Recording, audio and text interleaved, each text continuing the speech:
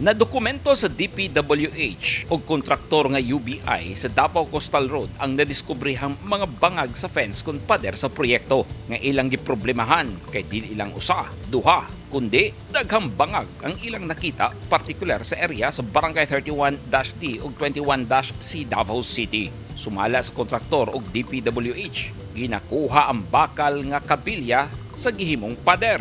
Base sa reports na nakuha nato diri sa field, nahitabo tong pagbangag atong recent na pagbangag atong nahitabo na sunog diri sa atong tapad.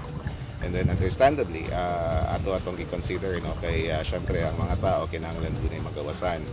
So but even before that, doon na mga history na mismo kaning mga fences nga ni ginapangagan kay diri iagi tong mga looted items.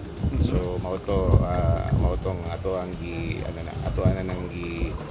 report sa kapulisan ug ang contractor na mismo nag-report aron mahatagan og pagdaga dayon. Karong bag-o gibulit og balik sa kontraktor ang gipanglungagan nga pader. Gani naapay nakita ang team nga tao nga nagkatkat sa pader gamit ang hinimo nga hagdanan. Hasta ang tabon sa drainage, ginakawat usab o ginabuak aron kuhaon ang bakal. Walay gipasaylo kay hasta ang wire para sa street lights, ginakawat usab. Kung challenge diri sa ato is diri mismo sa construction site ang looting. So medyo taas-taas lang history sa pagmangawat diri.